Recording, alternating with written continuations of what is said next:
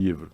Ele é um dos seres, porque, na verdade, o ser principal, o protagonista de todo esse processo, é você, leitor e leitora. Porque, se não for você, leitor e leitora, não existe o livro.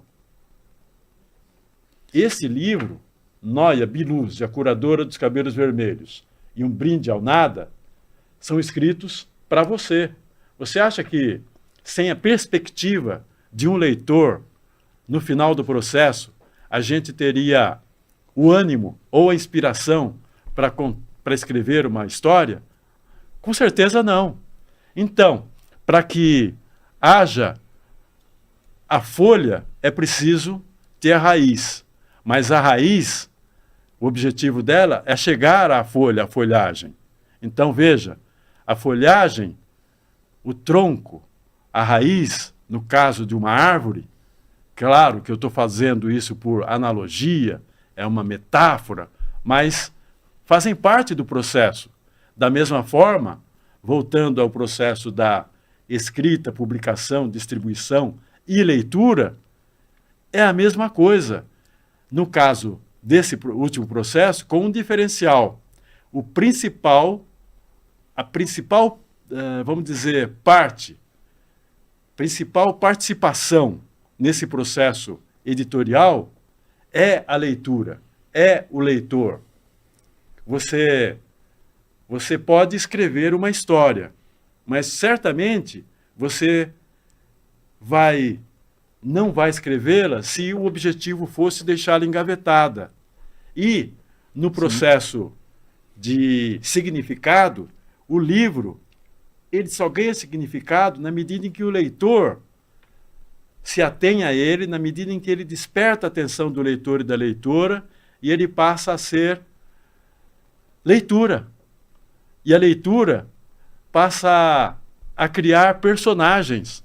Ou nós entendemos e conhecemos Dom Quixote, Capitu e Bentinho, as figuras daquelas crianças do Capitães da Areia, do Jorge Amado, a partir da leitura.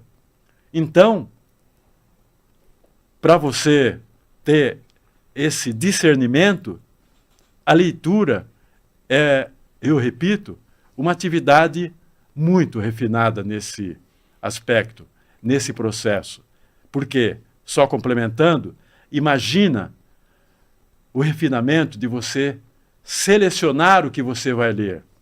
Isso é de uma autonomia extraordinária.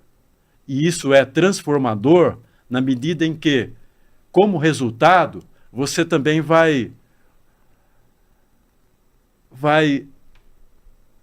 aumentando, alimentando a sua formação, não só para contar histórias, mas também para compreender o mundo. E é aí que você vai formando o seu conhecimento e acumulando a sua capacidade de escrita e de transformação e de influência para que outros leitores surjam.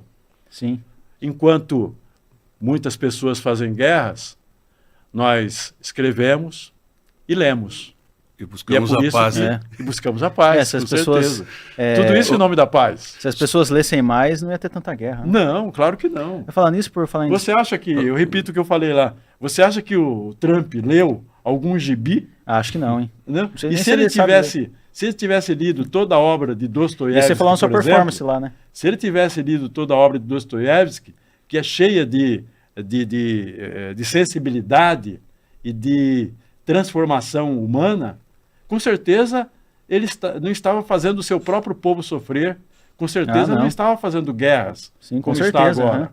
Né? Por falar então que haja leitura, sempre. Sim, mas só corroborando o que você está dizendo, Araújo, uma coisa que eu sempre digo, eu sempre falo mesmo, né, que eu escrevo porque eu não tenho asas, eu quero voar, é uma das coisas. Mas agora, eu escrevo mesmo porque eu quero ser lido.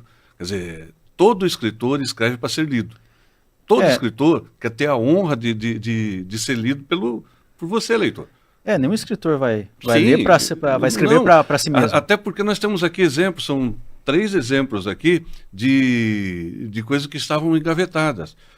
Esse daqui, eu desengavetei, surgiu Rios Paralelos. Noia Biluz. Desengavetei e surgiu. E ó, aqui, ó, Noia Biluz, uma parte dele está aqui. Nesses blocos, essas folhas aqui, ó, que eu escrevo sempre à mão e depois que eu passo no computador, né? Uhum. Então, tá aqui, começou aqui, saiu daqui. Você vê como o processo de escrever é complexo, né? Ele começa no papel, seu, né? começa na caneta, depois vai para o computador, depois vai para... Você vê como, assim, vários processos, né? Às vezes o processo de escrever começa assim, ó. Você pega um papelzinho. Papelzinho, assim começa a escrever. Um papel, deu uma ideia, você chega e... Assim, você pode estar em qualquer lugar. E escreve.